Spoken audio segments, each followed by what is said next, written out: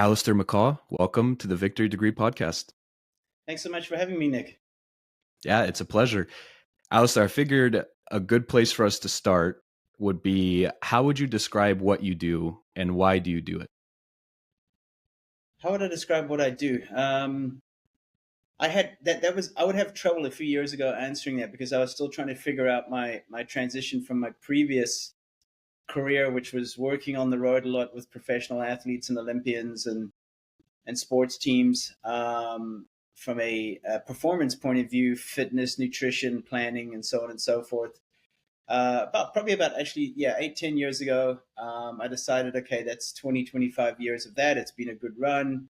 I was living out of a suitcase most of the time in hotels because I was at tournaments or on training camps with athletes in places like Dubai and Russia and all over the world. So I got to the stage where, I would come home and I wouldn't know anybody because I'd be gone most of the time. So I couldn't build any community, and I could never get into playing sports or anything because with friends and stuff because I was always gone.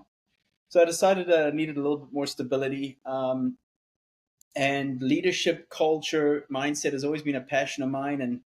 And I decided to start really diving into that area more. I enjoy speaking, public speaking as well. And I still enjoy traveling, but not to the extent that I was before. Sometimes I'd be on the road for 200 days a year. Now it's probably about 100, which is much more manageable. And so I travel the world. I speak on leadership. I speak on team culture, team and organizational culture, and mindset as well. So I still do a bit of work with athletes and sports teams, but now I'm working with corporate education, law enforcement, all these different areas, which has been really, really exciting and refreshing. You mentioned that leadership and culture are your passions. And so let's double click on that and try to figure out where that passion comes from. And the way I want to do that is by first listing off some jobs that you had when you were young. And so starting with that, you delivered newspapers, you were a mascot for a soft drinks company, you flipped burgers at a local takeout, you sold lighting in an electrical store, you were a waiter in a restaurant, and you also cleaned gyms. So explain to me I guess, first of all, why do that many different jobs? And then second of all, what did you learn from all those jobs that you had? Well, we immigrated from Northern Ireland to South Africa in the 80s. And, I'm a family of 4 boys, and we didn't exactly have all the money to, just to do what you want to do, so to say. So, we had to earn our own pocket money. There was never any handouts. And of course, when you're a young kid, you don't really understand that. But little did I know that would be the best gift I could receive from my parents is accountability and ownership at a very young age. So yeah, as you mentioned there, the first job was delivering newspapers, which I'd get 5 cents a copy, and I'd ride my bike in the morning and then in the evening game to deliver the morning and evening edition. And that's when I was 10 years old. And as you mentioned, all those other jobs as well. Little did I know back then, Nick, that it was teaching me all these important life lessons and how to deal with people, how things work. Especially, one of the toughest jobs is actually being a waiter, working in a restaurant, because you've got to be good at what you do. You've got to be polite. You've got to be kind, and you get a lot of customers that can be very disrespectful or rude, and you've still got to smile and the best you can. And you're also working for tips as well. So your salary is dependent on how well you do your job. So that was a really tough job that taught me a lot as well. And whenever I'm eating in a restaurant now, I understand what that person is going through. So you have an empathy in a way. But where did my passion really start for leadership and culture? This is an interesting story. Is that probably when I was about 9-10 years of age, playing team sports at school, I was always fascinated about the captaincy, of who the captain was and why they were the captain and what made a good leader, and why would some players really like this captain and not the other one. And already my mind was like thinking like that at that age. And also teachers, coaches, why were some good, some weren't? Why were some liked, some weren't?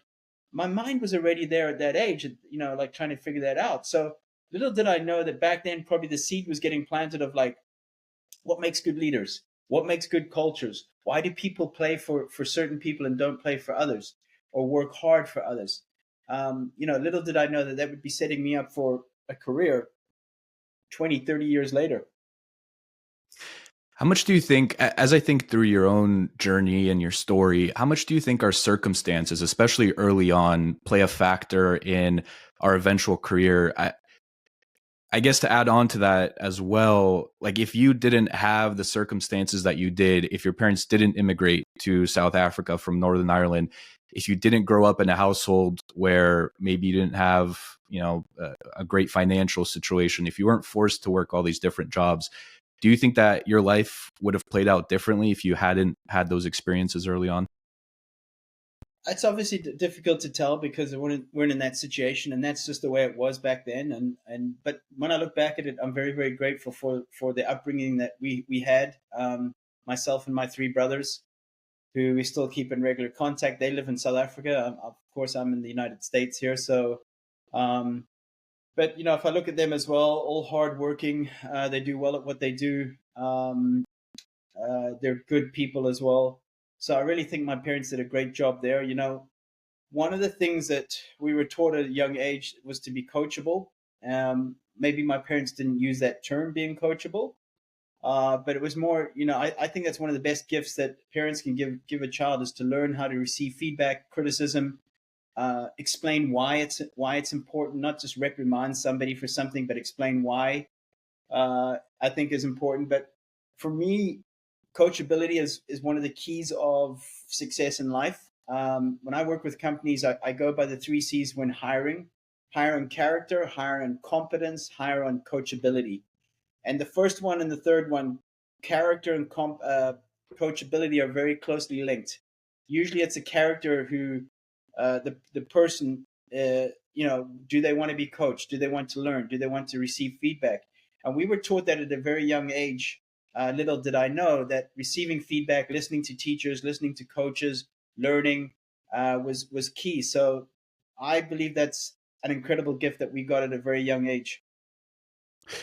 Why do you think so many people are difficult to coach? Because it seems like if being coachable has such a positive impact on your success, why do you think so many people struggle with this notion of being coachable?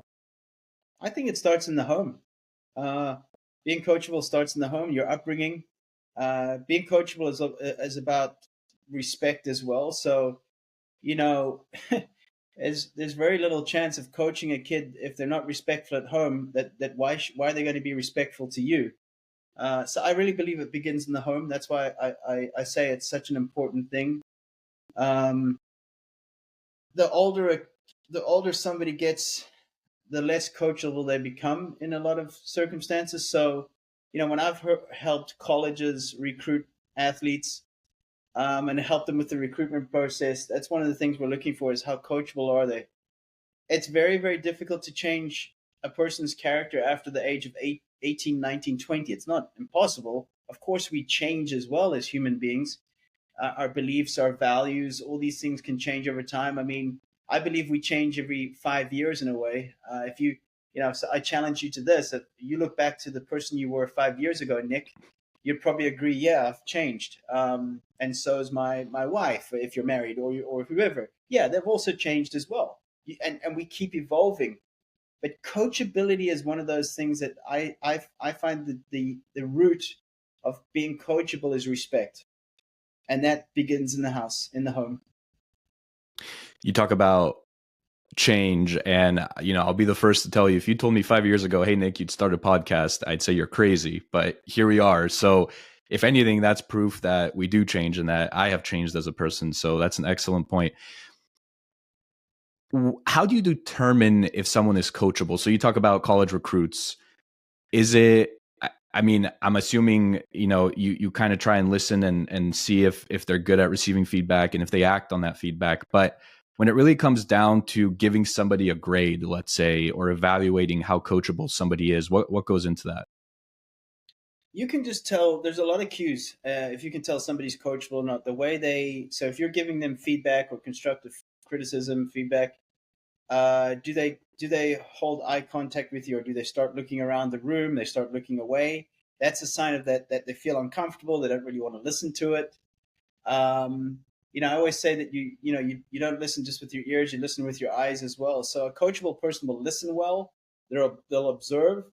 They'll they won't cut in while you're talking as well. And a good method of a coach or leader is to say, "I'm going to tell you how I feel about the situation, and I will give you a chance at the end to respond." So they know that they're going to be able to respond back to that criticism.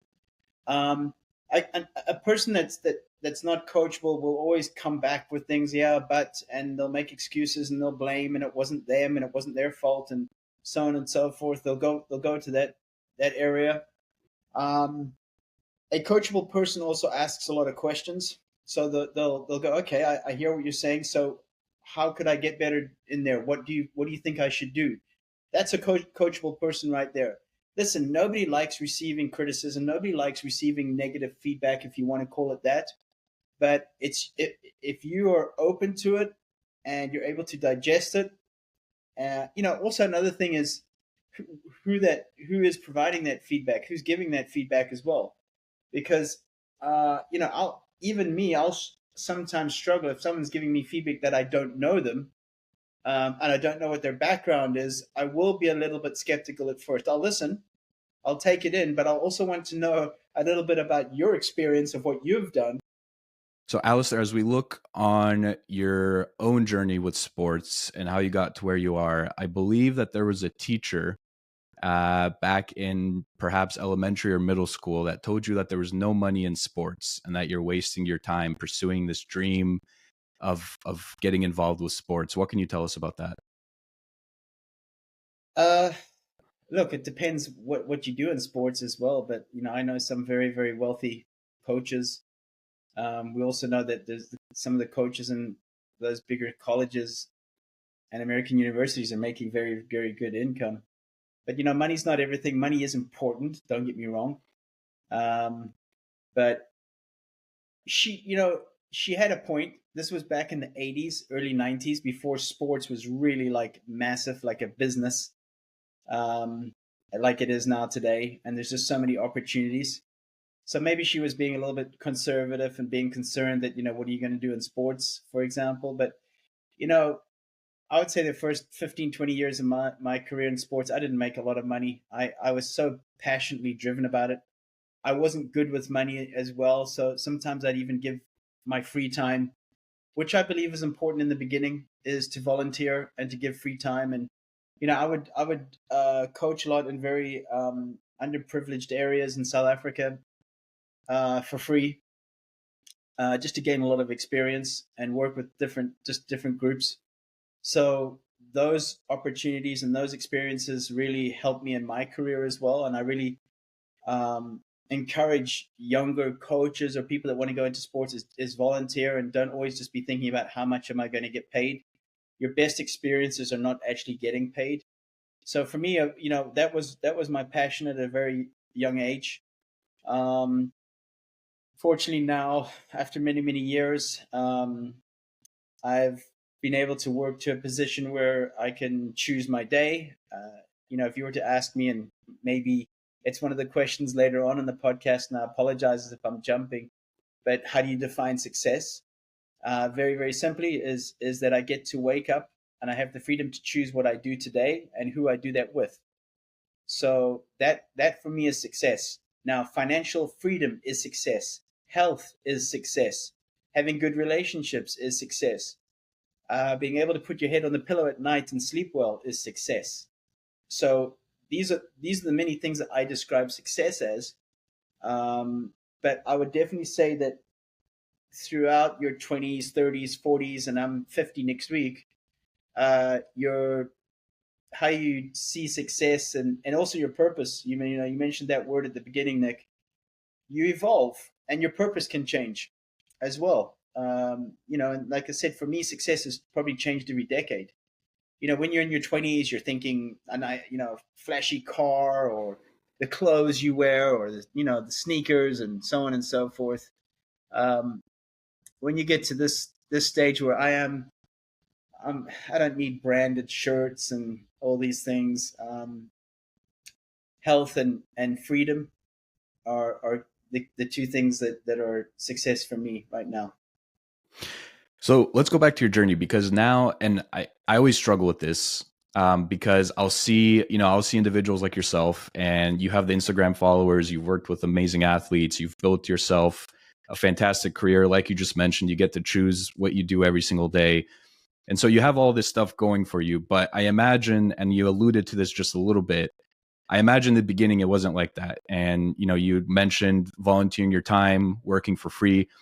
So take me through, how does one actually become a sports performance and mindset coach? What were some of the dominoes that had to fall for you to get to where you are?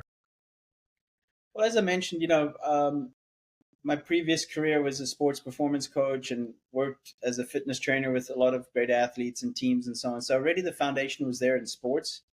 And then being in that environment, I got to see good leadership, poor leadership, good team cultures, etc. So I was learning all the time, gathering all this information. And I knew there'd come a day where, I was like, okay, I can't do this anymore, with regards to the traveling. And, it's almost like you're a professional athlete as well. You're on the same schedule as them. You're on flights every week. You're always jet lagged. Like I said in the beginning, that you're hardly at home, so you don't build any relationships. So there came a stage for me, maybe late 30s, early 40s, where I thought, okay, it's time to pivot now. It's time to change. And also, Nick, I'm one about telling people to get uncomfortable. And I was like, okay, now it's time for me to get uncomfortable. Now going to do something not completely different, but now I'm really going into uh, another area. So, Nick, when I was changing into speaking more about leadership, I was speaking a lot at, let's say, at conferences on fitness, nutrition, planning, periodization, all these things. Now, all of a sudden, I'm marketing myself as a leadership consultant or a culture, never use the word expert, but culture consultant. And people were like, well, isn't he like the fitness guy? Like, didn't he like do the sports performance? Like, what's he doing now? It took me a long time to actually get rid of the label of being just a sports performance coach and now being respected and seen as a leadership consultant. Um, Probably 4 or 5 years until I'd really got rid of that other tag. It takes time because people know you by that profession. So yeah, it took some while rebranding, remarketing. Uh, I really, like I said, for me, it was a passion. So I would just divulge books. I would read leadership culture books, which I still do, probably 30 to 50 a year, books. Watch a lot of leadership things on YouTube. Listen to podcasts, so on and so forth. I really like get into it. And luckily for me, it's what I love to do. So it's not like it's work for me. I'm not listening to something and going, okay, I have to listen to this. It's like, no, I really want to listen to this. In the gym, I'll listen to a leadership podcast almost every morning. Some are good, some aren't good. That's normal. But yeah, that's where I am. So that's interesting, because I feel like the advice that I often hear is pick one thing, stick with it for 20 years, the power of consistency, the power of, again, sticking with something for a long enough time and eventually it'll work out. But you took a different approach, although you stuck with, let's say, the general, you still fell under the general umbrella of consulting and, let's say, performance coaching and culture and all those things. Those are all sort of interconnected, but the people that you worked with and the companies that you worked with, though, that changed. So what's that balance between sticking with something for a long enough time and then trying to be uncomfortable and, in your case, rebranding to different areas? Yeah, so the start for me, obviously, I would, in the beginning, speaking at just mostly sports events, sports teams, colleges. So clients that I'd had before, let's say at LSU or Auburn University or UCLA or whatever. Um, let's say I'd worked with a team there a few years before in fitness or whatever. I'd built up relationships with people, with coaches, with athletic administrators and so on, and then invite me back now to speak on leadership and so on. So they saw it as, wow, he has like a lot of knowledge in a lot of areas that can help us. He sees the bigger picture of everything, the culture, the leadership, the sports performance, etc. So that's really where it helped a lot. And I really encourage anybody that listen. One of the worst bits of advice you can get, Nick, is don't quit. If you're doing something that's not fulfilling you, if you're doing something that you just see as just not working, you've got to take a good decision to say, okay, this is not working. Maybe this is not for me. Now, it's almost like saying, I compare it sometimes to like, all right, I trained really hard yesterday. I'm really sore. Am I injured, or am I just got delayed onset muscle soreness? Am I just sore from the workout, or actually is this actually not good? It's like trying to make that decision in a way. Yeah, so yeah, I just find that's key. When you think back to your career, what do you remember the first, and this is obviously within your sports performance portion, but do you remember the first big break that you got, or the first athlete that you worked with? How did you get there? Yeah, so I was in South Africa. I was working at a gym in the Intercontinental Hotel in Sandton in Johannesburg, South Africa. Now, when I was a kid, I wanted to be a professional tennis player, and one of the guys I would play with in my age group, who was number one in his age group, was Neville Godwin. And Neville was the best tennis player under 12, under 14, under 16, and eventually went to the States to play further. And now we're talking when we were 10 years old, right? We played together, and he would always beat me badly. I mean, I'd be happy to get a game of him. He was really good. Anyway, Neville went on to become a professional tennis player, and actually got into the top 100 in the world. He won an ATP tournament. He beat Boris Becker at Wimbledon, if anybody remembers Boris Becker back in the day. So he was really good, Neville. And one day out of the blue, I got a call, and it was Neville. This was probably when I was about 22, 23. We hadn't spoken for a long time. He was on the ATP tour, the professional tennis tour, so he was always gone. There wasn't internet back there, or emails, or WhatsApp. So, the 90s was very difficult to be in touch with people. And he said, "Hey, I believe you're a personal trainer, Allistair, and listen, I've got a knee injury. Would you be able to help me with my rehab?" And so on. I said, "Yeah, cool. Great to connect with Neville again." So he was my first professional athlete, professional sports person. And fascinating story, Nick. We still are in touch today, and we work together with various players: Kevin Anderson, Lloyd Harris.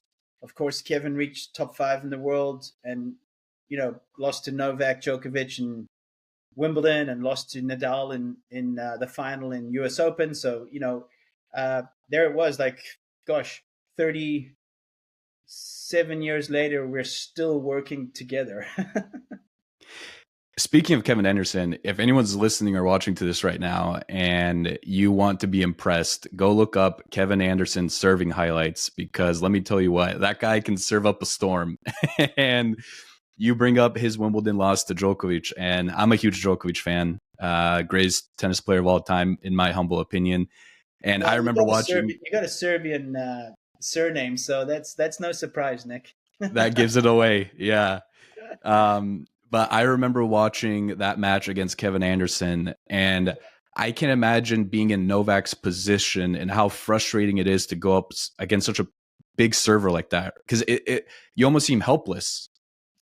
Yeah, I mean, Kevin and I, Kevin doesn't talk about that match very much, because let's not forget that Kevin had beaten Federer in the quarterfinals in 5 sets, and he came back from 2 sets to love down against Roger Federer, which for me is his greatest match ever, Kevin's. To come back from 2 sets down against Roger Federer on center court at Wimbledon is just an insane effort. And that's when Roger was playing very, very well.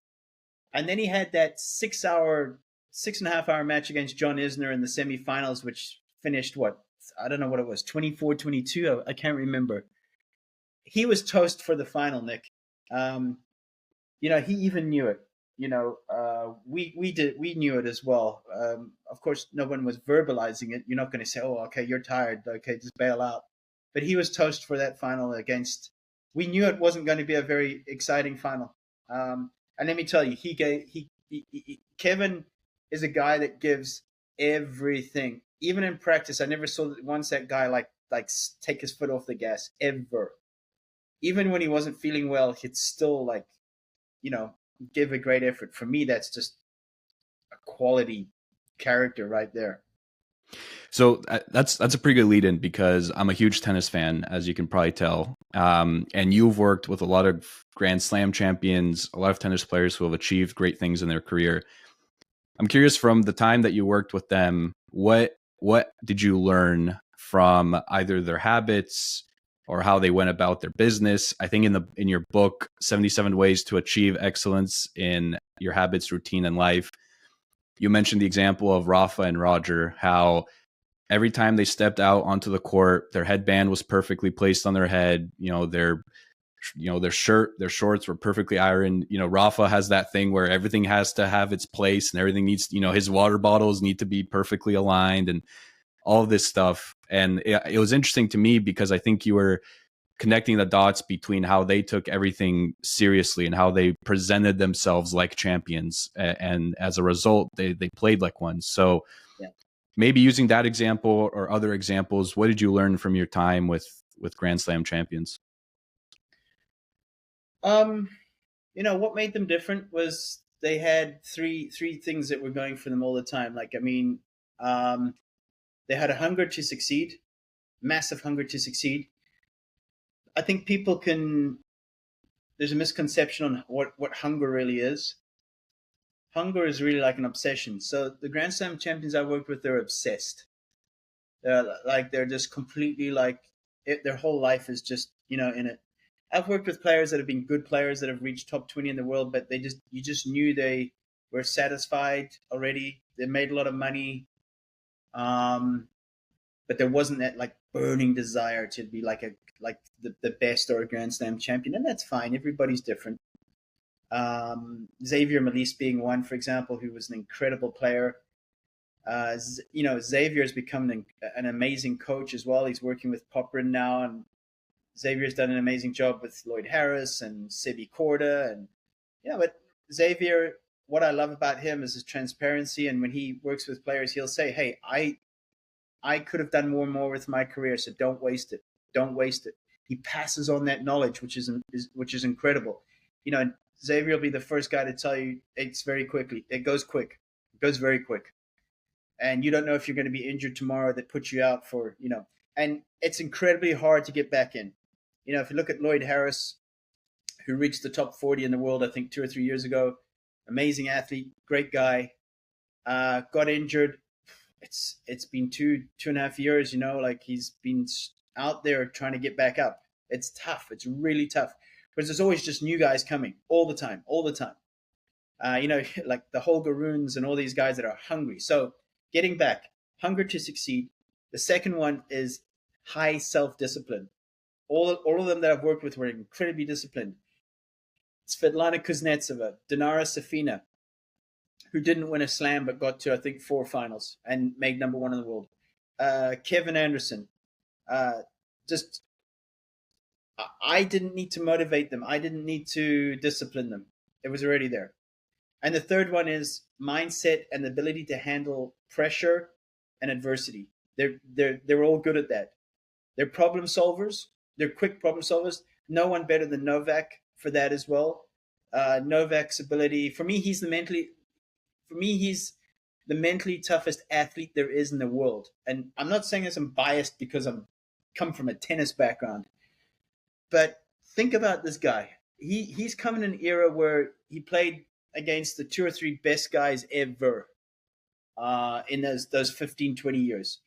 Now, they've all shared 20, which is incredible. They've all shared 20 slams. Novak 23, Rafa 22, I think, or 21. Roger 20. Think if there wasn't just one of those guys. They probably would have had 30 each, which is insane if you think there wasn't one of them. But they've all made each other better. But Novak, and that's why I write about him. I think I've now written about him in 3 books, maybe even more.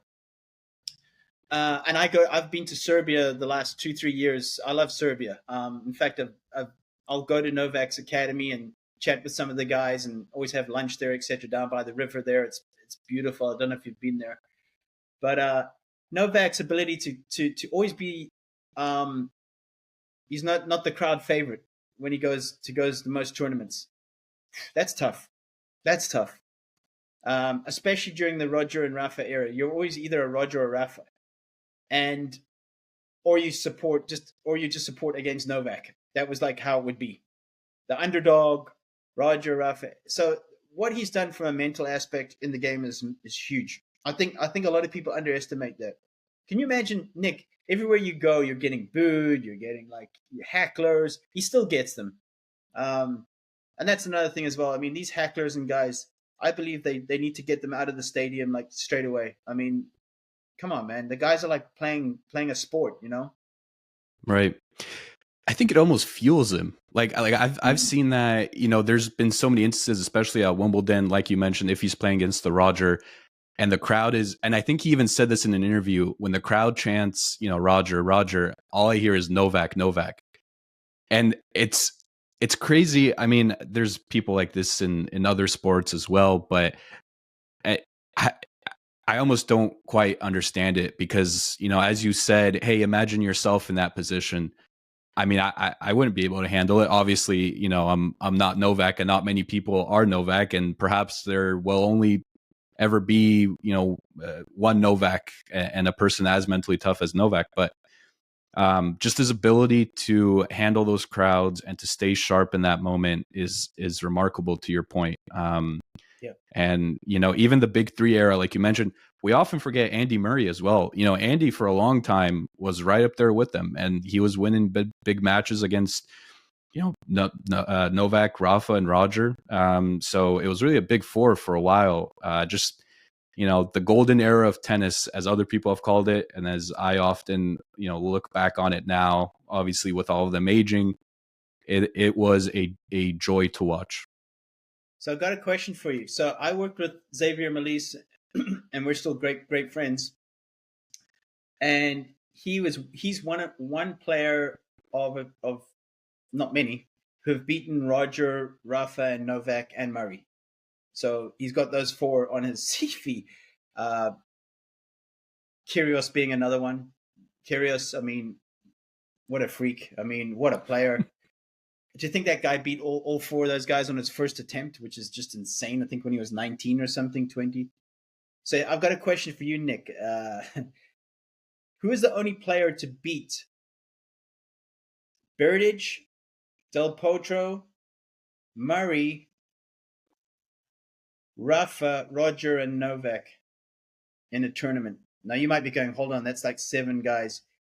I'll give you a clue. It's end of year finals. So you play round robin pool, and then you play. Who's the only guy to beat all of those guys in the same tournament? Now you're testing my tennis knowledge here. So the first name, not Murray. So I'll go again. It was he beat Berdych. So he beat Clement, Berdych, Rafa, Roger, Del Potro, and Novak. So I'll tell you this: the first name, and this is just recency bias, the first name that comes to mind is Sinner, just because recently he's been on a tear. But I know that, you know, Berdych obviously didn't make the World Tour Finals, and then Roger and Rafa not making it as well. Ago. This is over 10 years ago. Yeah, I'm trying to remember, who would that be? Give you a clue: Argentinian. Why can I not think of this? Beat Del Potro. I don't know. Tell me. Nalbandian. Nalbandian, that's right. I forgot the 2-handed backhand. What a player, huh? Yeah, Nalbandian. Yeah, that's right. Man. Yeah, that was a long time ago. Wow. And all those guys were in their prime as well. I mean, they're at the World Tour Finals. It was a young Novak. You want to know something? I was at Novak's first tournament win ever. In 2006 in Amersfoort, Netherlands. I watched him. I watched that tournament. I watched him in the quarters, and then I watched him in the final. I think in the final he beat Gaudio. I think he beat Gaudio. but I mean, I didn't know who he was, and I think he was about 17 back then. So I got to see his very first tournament win. I mean, that's amazing. That's a Yeah, great, I mean, that's one of those things that you'll never forget, I'm sure. no, no. Um, you talk about this hunger and this obsession, and I often think about it as well. Where do you think that comes from? We touched on it a little bit, but when you look at any of the greats, I just recently read Roger Federer's biography that was done by Christopher Clarey. Fantastic read. He's working on another book on Rafa called The Warrior. The Federer one was called The Master, I believe. And Clary in that book talks about, Roger's obsession from the start and redesigning what a tennis workout looked like. And he did that at a young age. He was like, well, instead of doing these longer workouts, I want to do these almost like this interval training, and I want to work on my sprint speed, stuff that now seems normal, but back then was this revolutionary way to look at how do I prepare for a tennis match. And so that obsession, that hunger was evident early on. And now if we take any sport, LeBron, we talked about Novak, take any of the greats, they have this obsession that you talk about. Where does that come from? And do you think that's something that is a result of a person's circumstance? Is that something that can be learned? Let's talk a little bit about this whole obsession thing. Well, two things to that. I was firsthand witness to a lot of Rogers training, so we would train together sometimes. Xavier was good friends with him, so we'd train in Monaco and Madrid and stuff. So I would see his sessions. Also, when I was working with Kuznetsova in Dubai in the off season, Roger was always next door to us at the Knicks court, and so in Dubai back in 2012, 13, 14. So I watched all of his practices, and you're right, they were very unique. They were very explosive. So, for example, he would do maybe half an hour of 2-on-1. He would always have two sparring partners every season. And to give you an idea of how intense his training was, I watched it all the time. Uh, his training partners would always be injured for Australia. It happened 3 seasons in a row. Uh, uh, Barancas was there the one time, didn't make Australia, but he was there in the off season in December in Dubai with Federer. Uh, Bubka, the Ukrainian guy, also injured Australia. I think there was one or two American kids, Kipson and somebody else, didn't make it, injured. So his training was so intense and fast. So he would like do half an hour of volleys, and then all of a sudden he'd be doing like some physical exercises with Pierre Pagnini, and then he'd be back doing a cross court drill. Then he'd be back doing something else physically, and this would go on like half an hour, half an hour, half an hour, half an hour. So he would never have like an hour or 2 hours of tennis straight. It would always be intervals, like you said, bum bum bum bum. And the other guys couldn't take this. Huh? The training just they were all injured by Australia. It always like where's Ricardo? Oh no, he got injured. So yeah. Second part of your question, the hunger. You can't give anybody a hunger to succeed. You can't discipline somebody. That comes from within. But you can create. You can help it by creating the right environment. So if you look at Novak, and it's a good example. If you look at Novak's environment, growing up, I think his dad owned the pizzeria at the tennis club, and so the tennis courts were there right in front of him. He could play for free. There was good coaching available. So there was a lot of things that happened that were of benefit. Good coaching, free tennis on the doorstep while mom and dad were working in the pizzeria. He was playing tennis all day. So yeah, that hunger can be established by creating the right environment. But it's like me saying to you, Nick, okay, Nick, I want you to play the violin. And you're like, well, I don't really like the violin. And I was like, no, you're going to play it. And I want you to love it as well. No matter what you do, you probably won't, right? Hopefully I didn't choose something that you really do love to do. But you see what I'm getting at. I can't force you to have a hunger for something. Especially here in America, and you'll see it as well, especially in Orlando, because there's a lot of soccer in Orlando, like especially girls play a lot of soccer. I sometimes see some girls that really don't want to be there. Dad wants them to be a soccer player. And to be honest, if I had a daughter, I'd probably want her to play soccer instead of tennis, maybe. Maybe because it's cheaper and I've seen what goes on at tournaments and just how difficult it is in tennis. I'd want my kid to probably play a team sport, but um, you can see a kid that really just doesn't enjoy what they're doing. They don't want to be there. Try another sport. Give them a variety of sports. And I think you growing up mentioned that you played 6 or 7 different sports. Yeah. And then that eventually led you to trying running. And then you're a duathlon athlete as well. Yeah. I think you're a 29-time marathon finisher, which is incredible. So, but I mean, clearly in your own journey, trying those different sports early on led you to something that you actually enjoyed. Yeah. Being brought up in South Africa, sports was a massive part of schools. So, and we always had really good facilities, good fields. So you could choose. I mean, in some afternoons I'd play 4 sports. I'd go from rugby practice to soccer to play tennis to run track and field later on in the day. Come home exhausted after 4 or 5 hours of sports. They were free as well. South Africa has a very rich culture in sports, even though it's a very small country. A lot of the attention goes to sports in schools and so on. And like I said, it's free. So you can play all these high level sports without having to pay memberships and things like here in America, for example. I don't even know if elementary schools and high schools have, yeah, they do. They do have sports, but the level in schools is very high there as well. I remember, I went on to represent my country 5 times in 5 world championships.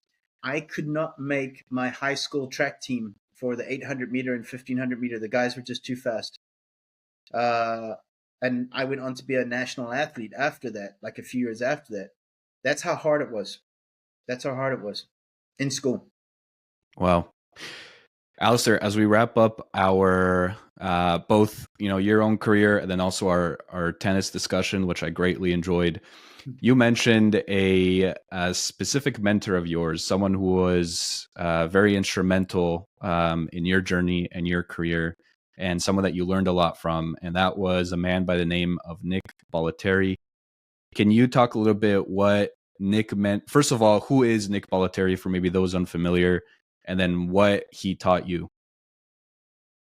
Well, Nick is, in my eyes, is the world's most famous coach, the world's best coach ever. He worked with more than 10 number ones in the world. Nick is the reason why there is sports academies today, not just tennis academies, but the reason why there is sports academies across the world. Nick started in 1978 in Bradenton, Florida. Developed the land. There were tomato fields in Bradenton, and that's when I first came to America. I lived in Bradenton and worked with Nick. He's the godfather of tennis academies, sports academies, and who IMG is today, which is the biggest, I think, sports academy in the world. But Nick was just, I met Nick when he was 75, 76, and he was just, I never met anyone that was more positive and had more energy. He was, I'd go into the gym at 5 o'clock. He had already been there for half an hour working out. That was every morning. He'd still be on the court coaching at 7, 8 o'clock at night. He'd be able to play golf the next morning at 6. This is into his late 70s, even in his 80s. He was just an incredible man. I've never, I've seen coaches, I've worked with coaches who were maybe better technically or tactically. No one has it all. There's no leader or coach that has it all. I've never met one. But there was no one that could motivate a person like Nick. There was no one. And I've been around some incredible coaches, Coach K at Duke University basketball. I've been around, and he's amazing as well. But Nick, I'll give you a quick story. I remember Heather Watson coming to the academy one day. Heather had lost 9 first rounds in a row, tournaments. Talk about like losing confidence. You haven't won a match in 9 tournaments. And she came onto the court, head down, slumped, no energy, unhappy. And within like 30 minutes, Nick had her hitting the ball like number 1 in the world. And I was like, okay, that's nice. Okay, she comes here, she gets a bit of motivation from Nick. Let's see what happens after this. And the next tournament, I think she got quarters, and then the following tournament, like a semis or a final. And I thought, okay, I see. And it wasn't because Nick had a special magic wand or anything. Everybody thinks that you go to this person and they touch you and you're going to like just be like you have this magic. That's he would just know what to say to you. He would just know what to say to you at the right time. And I'll tell you something about Nick. So let's say, Heather, I remember it was either her forehand that was breaking down. And I apologize for any people that aren't tennis fans to hear all this, but I can tell you that coaches will always go to the problem and say, oh, you need to do this. You need to hit more out in front of you. Yeah, it's your footwork. It's your grip. Oh, blah, blah, blah. Nick didn't mention her forehand the whole practice session. She just started hitting it great. And I was like, that's interesting. Now, let's think about that. This has probably been the first coach that she's been on the court with in the last 8 months that hasn't mentioned her forehand, that hasn't even mentioned it. Every other coach has gone, you got to do this. Oh, you got to do that. All these coaches that are trying to be like fix-its. I'm going to fix this forehand for you. He didn't mention it once. And I asked him afterwards, Nick, you didn't mention her forehand once, and her forehand was the problem. And she was hitting it so well. Why? He says, because any player that gets to this level knows how to hit a forehand. I don't need to tell them how to hit a forehand.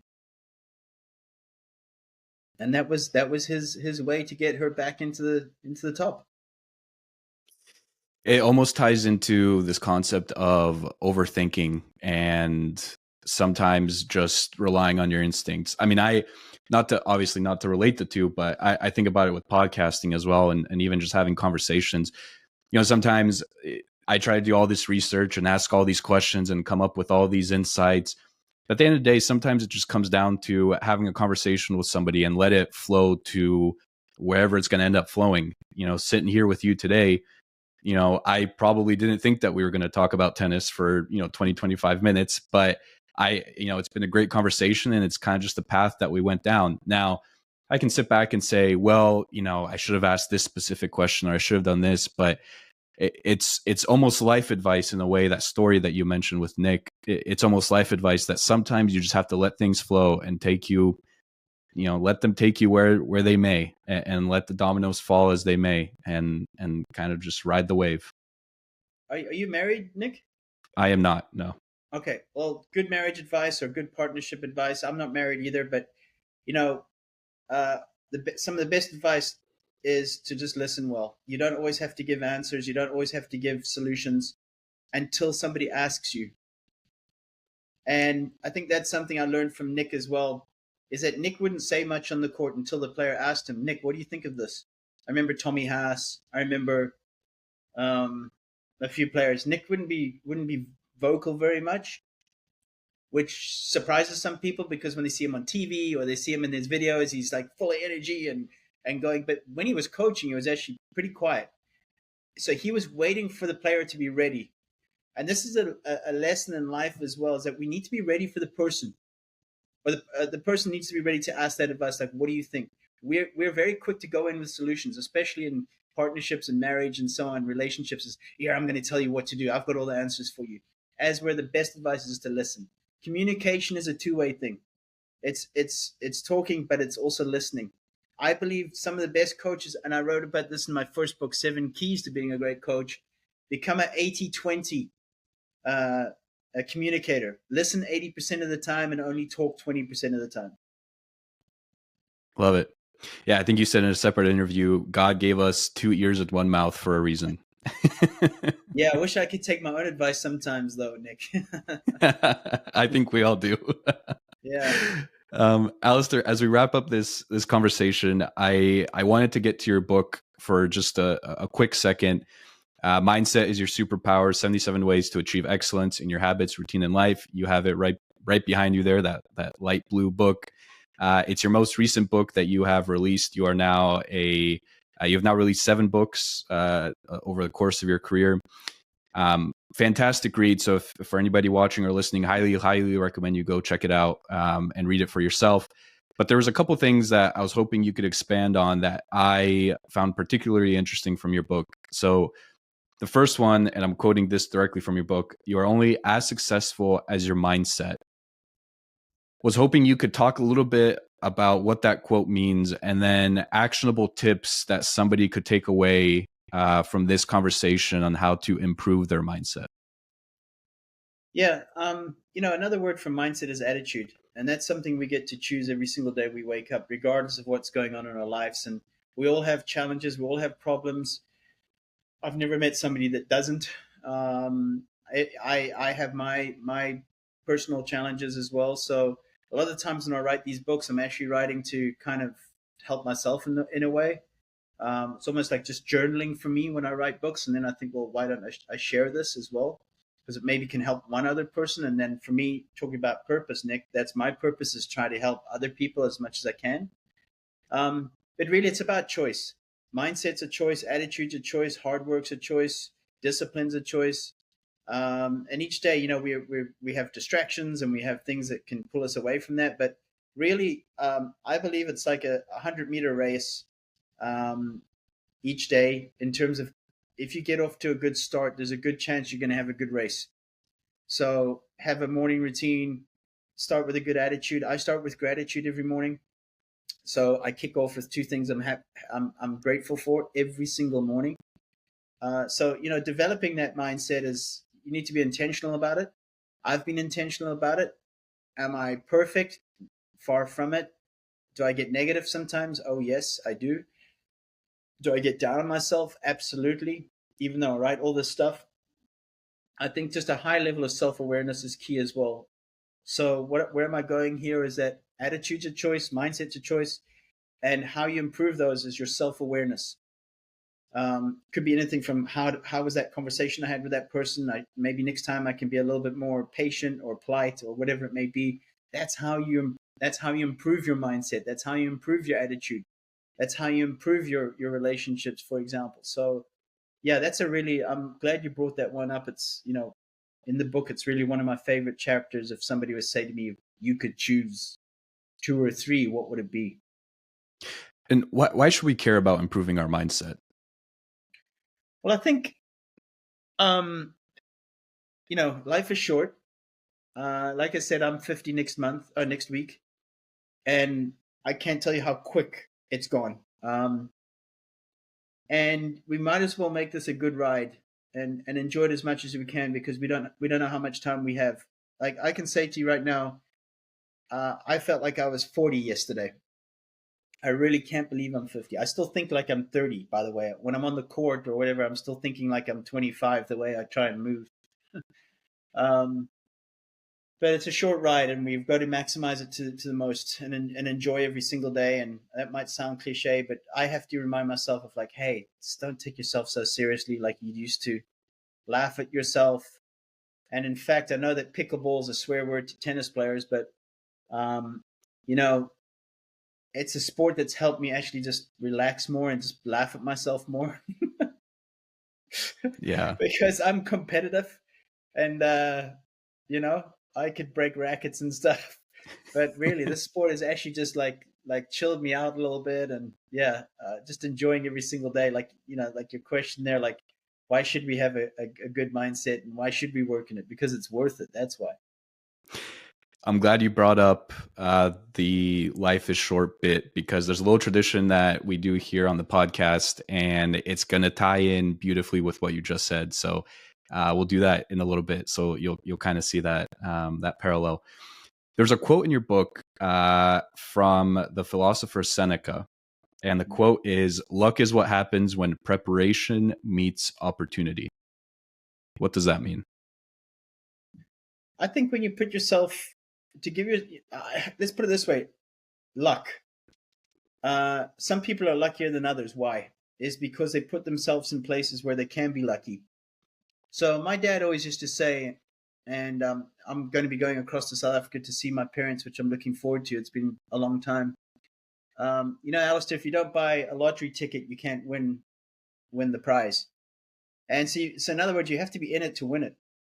So people that are usually who usually get the opportunities, or usually get the job or get the position, are ones that have put themselves in that position.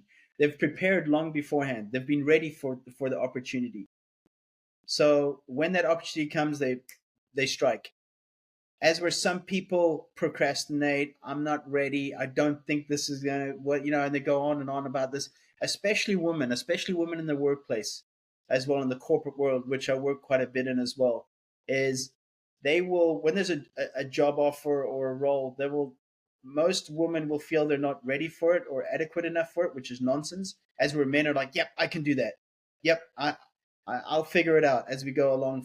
For example, which is almost like a false sense of reality of where you really are. For example, so yeah, I just think put the preparation in, be ready.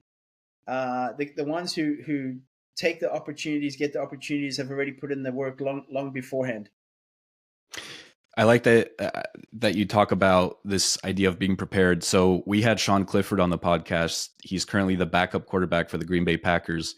And he talks about, as he was kind of reminiscing on his own football journey, how in ninth grade, he would think 2 years ahead to 11th grade. Now, why did he do that? Because he knew that in 11th grade, he would have college scouts that would be coming to his high school games to scout him and recruit him for college teams. So in his mind, he was like, okay, I need to prepare for that moment. So he always has this mindset of thinking 2 years ahead of time. So what can I do now that helps me prepare for something that may happen in 2 years? So ninth grade, it meant maybe working out a little bit more, maybe, refining his throwing motion, maybe, doing all these little things that over the course of 2 years could add up to eventually getting recruited by a college of his choice. Yeah, I mean, that's smart. You've also got to be clear on what you want.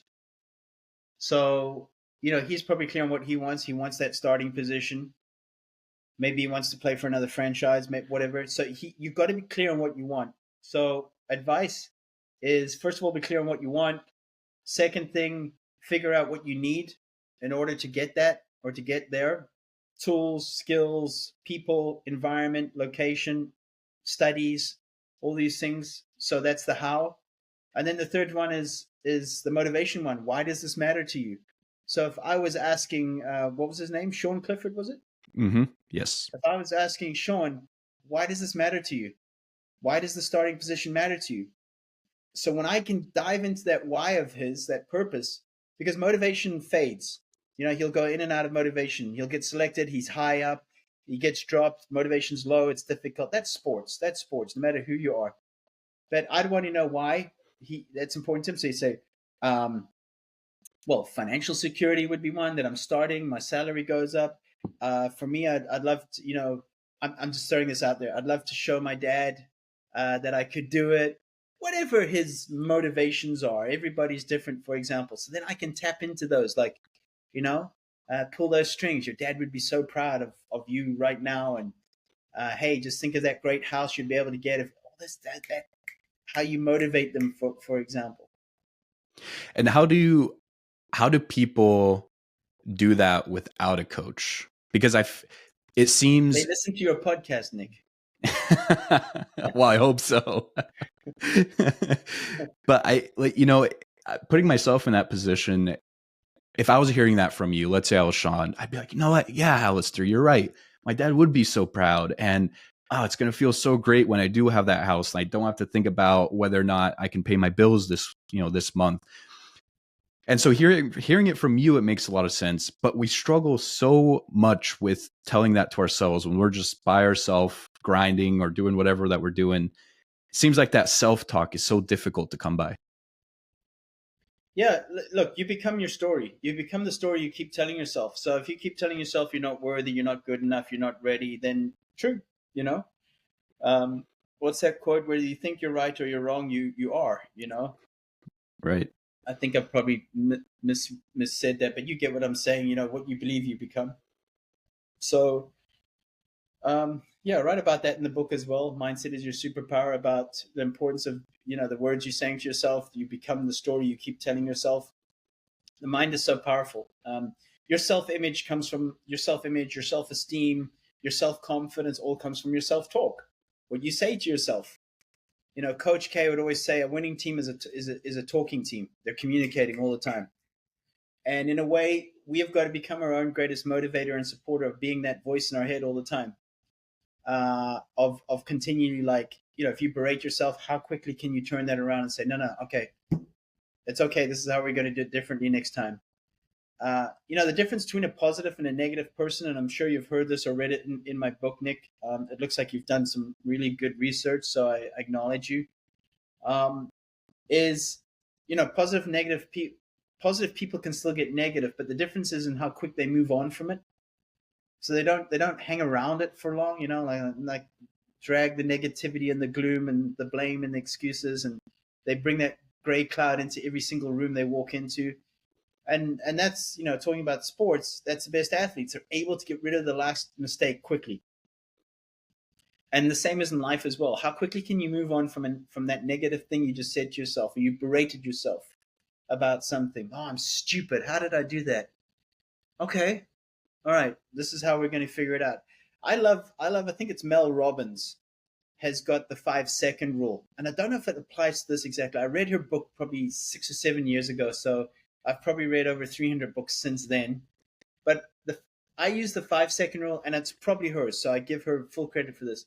Is you've got 5 seconds to be negative. And I've been experimenting this on the pickleball court. So I can miss a stupid shot, and then straight away you're like, that was stupid. But then all of a sudden the 5-second thing comes into effect. I'm like, okay, move on. And it's worked. But it's practice. Training the mind is a skill. Like anything else, practice, practice, practice, practice. Yeah, I need to start implementing that in my tennis game, because I try to play tennis at least once a week, and I am the most mentally weak person on a tennis court you have probably ever seen. Because if you keep telling yourself that, you will be. So you've got to change even the words you're saying to yourself right now, Nick, saying, I'm getting better every day. It may not be perfect, but each day. But Nick, you've got to be intentional as well. So when you go to the court, you've maybe written down 1 or 2 things on a little piece of paper. You've got to be intentional and say, today I'm working on my self-talk and my energy, or just work on one of those things. And after a miss, or you feel yourself, your body language, or you're upset, you think, and then afterwards assess yourself. Okay, how did I do? What would I give myself today out of 10 for this? How was my body language out of 10? And maybe ask your opponent or whoever, saying, how was my body language today? What would you give me out of 10? And that's how you track yourself, you progress yourself. Right. Yeah. Well, if there's one thing I've taken away from this conversation with you, Allistair, is what you just said, the 5-second rule and the power of not letting negativity linger. And speaking of being intentional, next time I step onto the court, I will remind myself of that. And so when I hit a overhead smash into the net once again for the 20th time probably in that match, I will tell myself, it's fine, we're improving. Maybe you can be negative for 5 seconds, but you got to move past it. So I will definitely try that out. Just like your hero. Remember when Novak was struggling with overheads? I think he still struggles with overhead. Listen, watching Novak, I am never confident when I see him go for an overhead. It's weird, isn't it? It's very weird that. But you know what?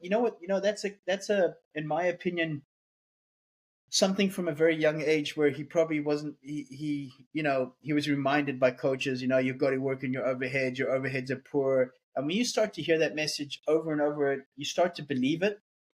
And this is some things I see in the coaching world where the coach doesn't realize that they're actually being a negative influence on a person. They're imprinting something. You know what I'm saying? It's like, don't think about the pink elephant.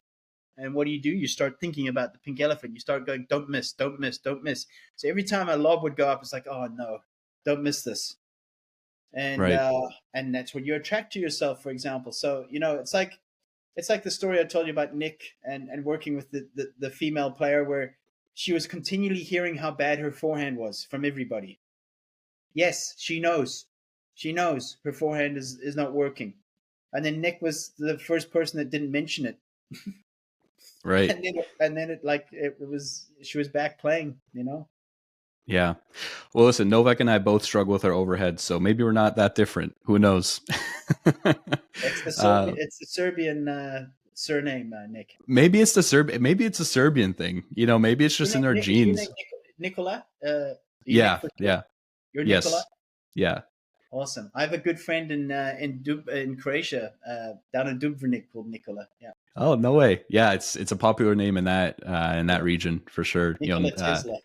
Yeah, Jokic in the NBA too, for the Nuggets. Yeah, he's also so. But yeah, maybe it's a Serbian thing that we all struggle with our overheads. Maybe somebody should write a blog post or something investigating that. Allistair, as we wrap up our conversation, you mentioned Coach K, and when I think of coaches, he is, if not the first, he is the second or third name that comes to mind. You worked with him for a bit, and I'm not going to ask you a general question of, oh, what did you learn from Coach K? I'm more so curious, what do most people not realize about Coach K? Because I think we see the interviews online, we see the quotes, we see all that stuff. So I think if somebody wanted to, they could quickly figure out what he's all about, at least what is portrayed on the internet. But having worked with him, what's something that people wouldn't realize about him? Warm, friendly, curious. Always asks you a lot of questions.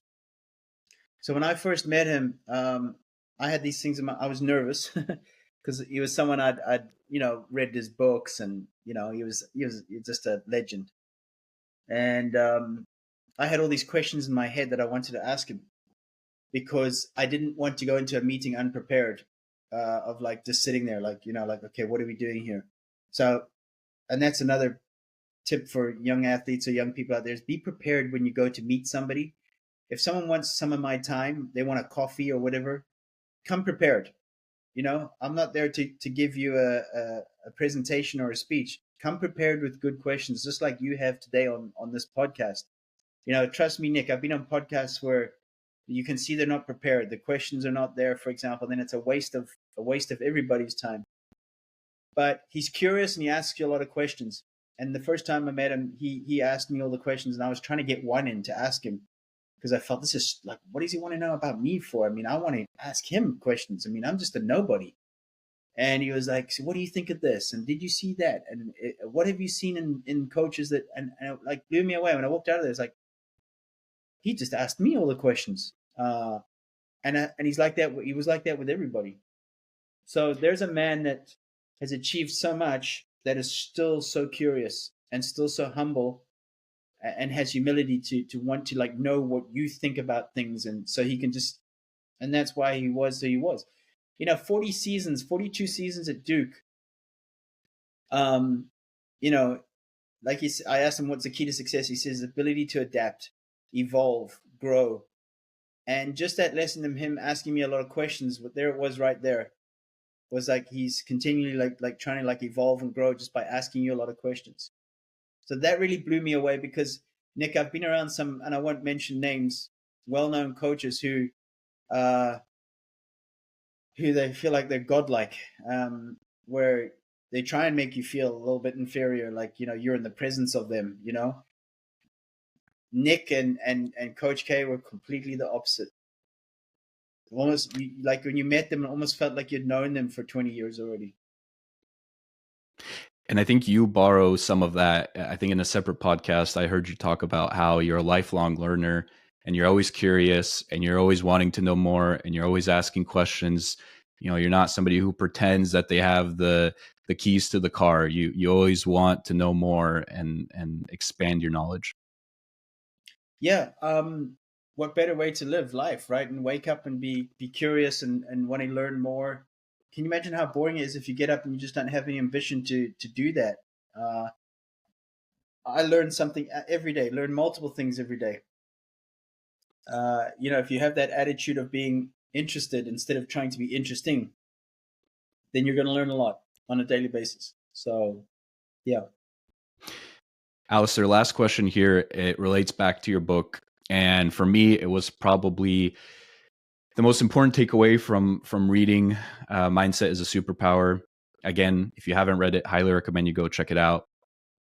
And that takeaway was something that you call the 99 habit rule. If you could please explain what that is.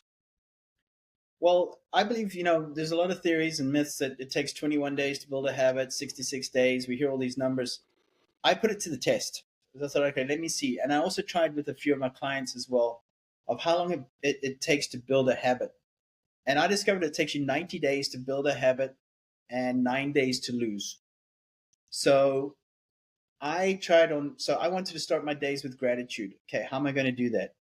How can I just wake up and it just becomes a habit that I think, instead of waking up and thinking about emails, the day ahead, checking my phone, all these things. How can I just open my eyes in the morning and think gratitude? Wouldn't that be amazing to start like that? Okay, we're going to make this happen. So I wrote a stick-it note that said gratitude, stuck it next to my bedside table on the lamp. And every morning I woke up, I saw the word gratitude. And I would think of two things straight away before I basically opened my eyes and got out of bed that I'm grateful for. And let me tell you, it was a game changer to start like that and not start by checking your messages or thinking about emails or something stressful that's like starting your day. It's like turning on the news or the TV to watch the news. I mean, what worse way to start your day, right? I mean, come on. And anyway, after 90 days, I no longer needed that cue where I'd wake up and it just came to me, and it still does today. I did this probably 4 or 5 years ago. So it's a great way. I mean, I don't need it now. Is that I just wake up? It's like brushing your teeth. Is you just do it, but it takes 9 days to lose a habit. So if I was to say stop doing it for a few days, it would probably actually get worse. Um, after a while. And I always remember the 9 day thing was very interesting. I remember when I was a professional athlete, and as an athlete, you're always worried if you're losing fitness. So if you get sick or there's something, you're like, oh, like 2, 3 days, you're like, oh man, I'm losing all my fitness and I'm not going to be race ready in 3 weeks' time. And you're thinking like this every day. You're thinking, oh my gosh. And a coach said to me, you don't lose fitness within 9 days. An elite athlete, you don't lose it. You actually gain recovery and you actually get better. He said after 9 days your level starts to drop. And I always remember that. That's interesting because the 9 days is also like a habit as well, where you lose that after 9 days. So that's where that comes from. Yeah, I'll take because I like to swim, and I try to swim at least 4 or 5 times a week. And I'll get the same way where if I haven't, if I'm going on vacation or something, and I haven't been to the pool in a couple Oh, days, you're a I'm like, team. well, you're right. And Yeah. and I'll be like, well, that's it. When I get back into the pool, I'm going to be slow, or I'm going to be exhausted after a couple laps when I'm normally not. And then the second part is also what you mentioned, that routine. And it's funny how we're creatures of habit, for all this complicated stuff that we think about ourselves and about the world. When you really boil it down to the very basics, we're creatures of habit. And I'm sure you talked about routines earlier in this interview, about establishing a morning routine. You know, you are now a man who has control of his time. And so I'm sure that you've seen through your own experience that you pretty much, for the most part, I'm assuming, do a lot of the same things every single day. And so it's just funny how we tend to think of ourselves as such a complicated, person and all these things, but really we're just creatures of habit who like to do the same things pretty much day in and day out. Yeah. Yeah, absolutely. I mean, look, it's sometimes good to change it up, but I think keep those, they talk about those big rocks in the jar. Those are important ones. So don't be distracted and misled by things that are not important that pull you off the track. I think that's an important lesson as well, is, know what your priorities are for the day. Priorities for me in the day are simple. They're, exercise, they're reading, they're learning, in between my work as well. A nap is important for me as well. So just before this podcast, I had 20 minutes just to switch off. So those are important, like routines in my day, habits, if you like, in my day as well. Yeah. See, people always make fun of me for taking afternoon naps, but that has been a staple. So for at least for me, almost every single day. So I'm glad that I finally have somebody else that has joined the nap club because my Yeah, I mean, I friends don't always sleep. I don't sleep. It's 20 minutes, but it's right. I don't have my phone or anything. I'm in a quiet room. Sometimes I'll give you an example. Last week I was speaking in Fort Myers, and there was a break in between two of my presentations, and I just went to the car. I had an hour break, so I socialized a little bit after the first session with the group I'd spoken to. And then I went to my car, put the AC on. Obviously, we're in Florida, and I just closed my eyes for 20 minutes just to like recharge. And then I went back in and had a second presentation. It was awesome. 2 hours. Felt energetic. Felt good. Now before, and it was in the afternoon as well, which you can start to like go down a little bit. Before I would have like pushed through that whole day, but I believe my level of performance would have gone down a little bit towards the end, as where my second session was strong, and that nap helped. Just things like that, People say, "Oh well, I can't do that. I'm at work," and so on. Well, I get it. There is certain things you can't do, but I've even recommended to coaches I've worked with and leaders is that close your office. That's the most important appointment of the day is with yourself. Tell your secretary whatever. Listen, between 1 and 1:30, I've got a meeting with myself, and lie down and or whatever. But you finish the day strong. See, afternoon naps are important, and I'm glad that I can go to my friends and tell them that I finally have somebody who agrees with me. Allistair, this has been an amazing conversation. I have thoroughly enjoyed every single minute of it. But before I let you go, we do have to do one last thing. It's a little tradition that we have here on the podcast, and that is I ask each of my guests to leave a piece of advice for the next guest. But the catch is that you do not know who the next guest is going to be.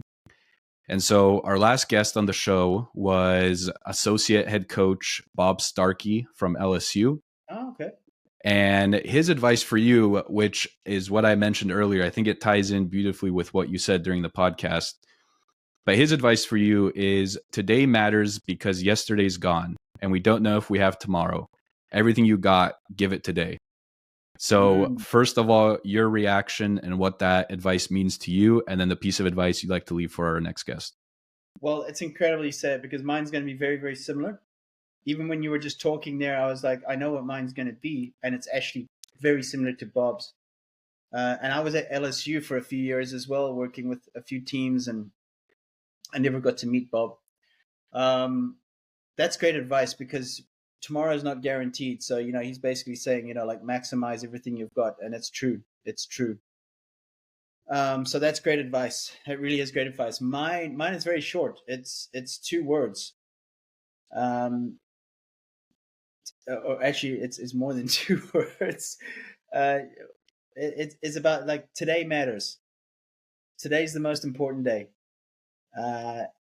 Do what you can do today. Maximize today, your relationships, your work, your exercise, whatever you're doing, give it your best. We're not guaranteed of tomorrow, but today's your most important day.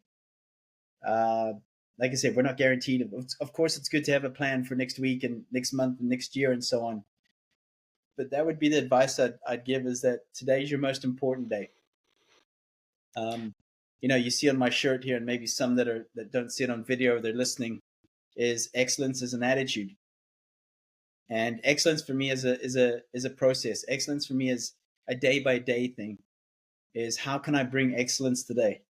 And that's why I say is that today's the most important day. So that would be my advice. Very similar to Bob's, to be honest. Despite living in the moment, being present, and understanding that tomorrow is not guaranteed, I do hope that you have some birthday plans for next week. Yes, I'll be in London, just going for the weekend. So that should be fun. That should be very fun. I hope to visit London one day. I haven't been able to make it out there, but I've heard great things. Yeah. Allistair, again, I appreciate your time. This has been an amazing conversation. Before we leave, where can people find you and find your books? Very simple. 2 social media platforms: Instagram, Be Champion Minded, and Twitter at Allistair McCaw. And all the books are available on Amazon. So those are the 3 best places. Fantastic. Allistair, thanks again for your time. And I'm sure we'll talk again real soon. Thanks so much, Nick.